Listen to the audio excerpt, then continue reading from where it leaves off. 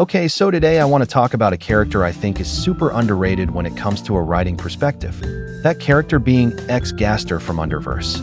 Yes, I know hearing anything Undertale related might be an ugh whatever for some people at first, but just let me tell you about this excellent character before jumping to conclusions.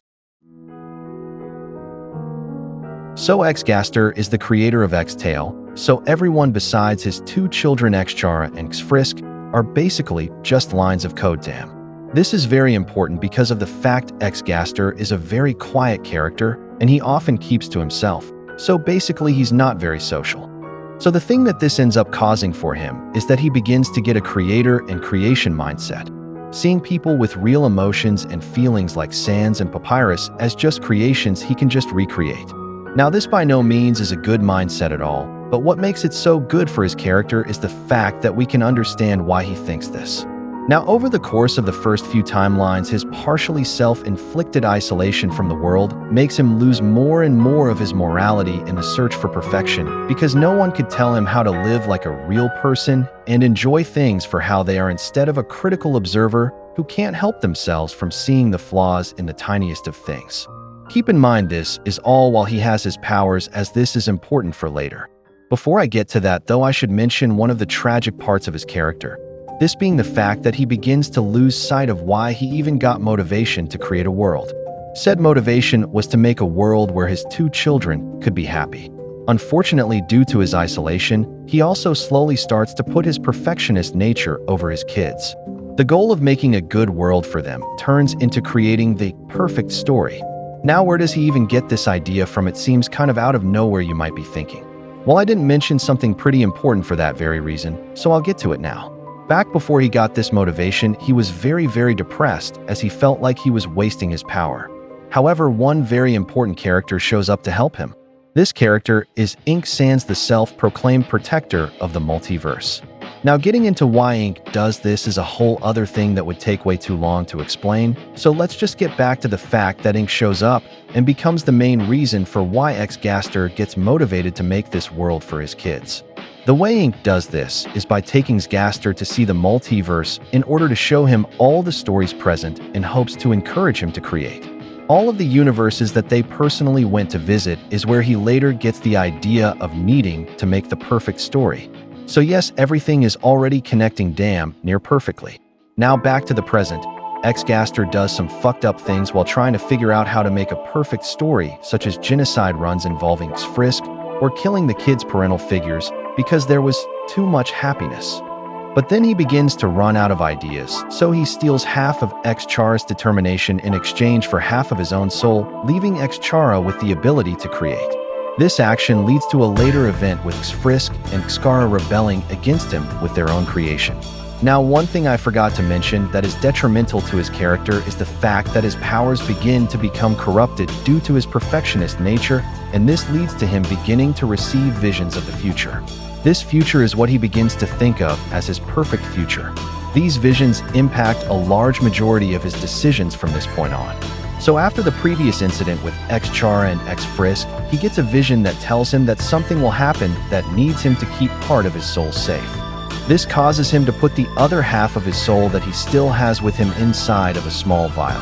When Ink comes by to visit Xgaster, he gives Ink this vial as he still trusts Ink and sees him as a friend. So now he only has the fragment of determination to keep him alive while also not being able to just overwrite whenever he wants.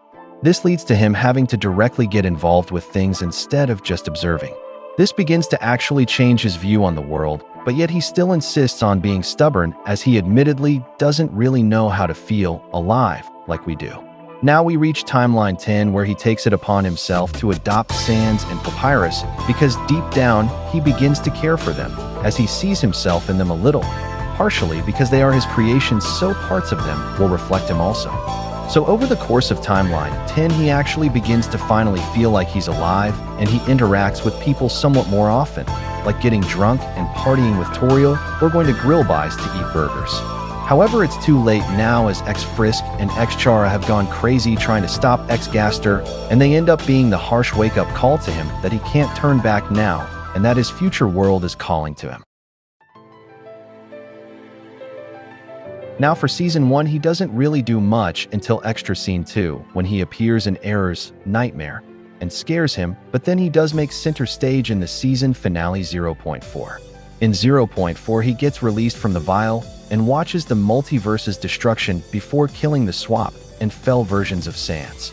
He then brings back Cross and lets him decide his own path as he begins his quest to the main universe with his new and as of right now finalized goal. This goal is to make a perfect story with the best of the others, and he gets this idea from Xchara during Season 1.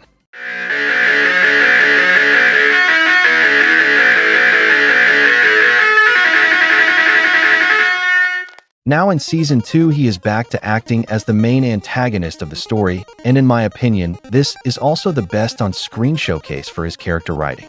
Before I talk about that though, I want to talk about how he goes from looking like a skeleton with human-like features to a straight-up monster with fangs and edgy shoulder pads, and how this design is supposed to represent how far he's gone in search for perfection and how it's turned him into a literal monster. Just as an artist, I think that's pretty cool. Now I should say that Season 2 for Underverse is currently ongoing, so Xgaster's story isn't complete yet, but that doesn't mean that he can't continue to be an excellent character. So in 0.5, we see the first instance of how he begins to act over the top in terms of being evil. Like, this dude acts like a stereotypical villain, but like I said, it's an act. Xgaster is purposely acting more evil on the outside because he feels like that's how he needs to act in a sense.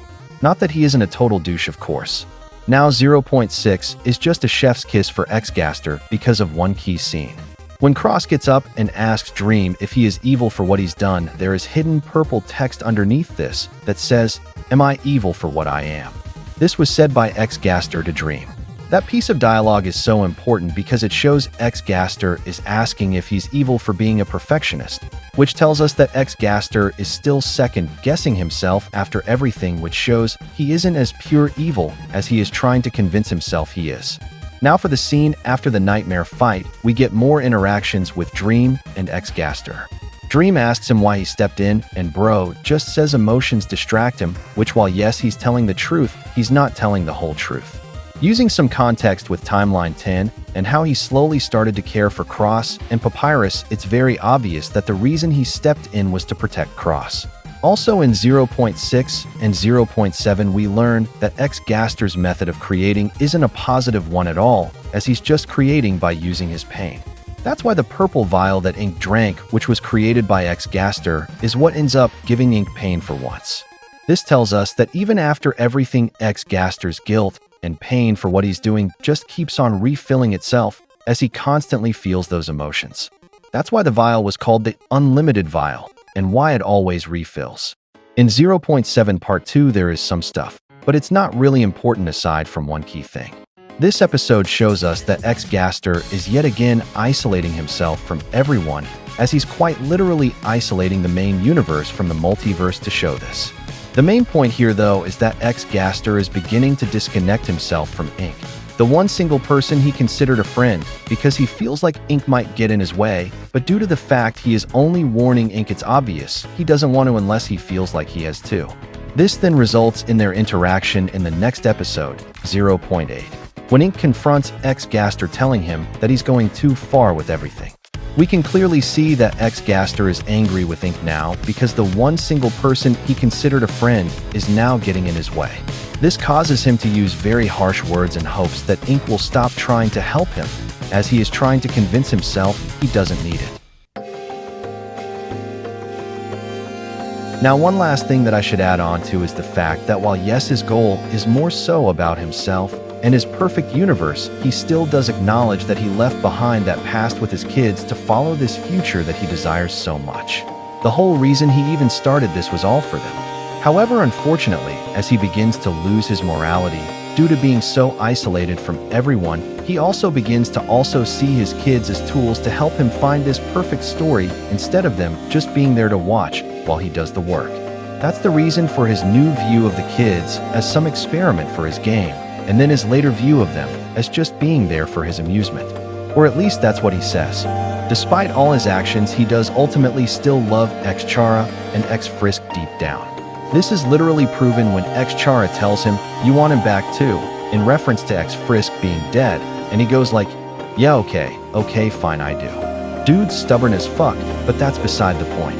By no means is he a good parent for them at this point in time, but it's illiterate to say that he straight up doesn't care for his children anymore when he does. If he cares for Cross and X-Papyrus, he sure as hell cares for these two even if he doesn't show it. Although unfortunately all these terrible things he did are nothing compared to the fact that whenever he overwrites just thinking that he can do better for himself and the kids, he's only harming everyone instead, as the actions he did that were originally for his children not only ended up driving them away from him, thus ruining their bond, but it also came back to bite him in the ass during Timeline 10 and most likely the future episodes. Oh, and the relationship between Xgaster and his kids is probably just gonna get even sadder as Season 2 goes on, so look forward to that. So yeah, Xgaster is astonishingly well written, and honestly, he is one of the best written characters I've ever seen, because there's just so many layers to him and his actions, and it also definitely helps that he has a ton of screen time to build all this up. Like, if you want to now watch Underverse, let me tell you, he is the best written character in that series, no question. Hopefully now you can also appreciate this character just as much as I do. By the way, be sure to like the video, as I'd greatly appreciate it. Thanks for watching, and take care.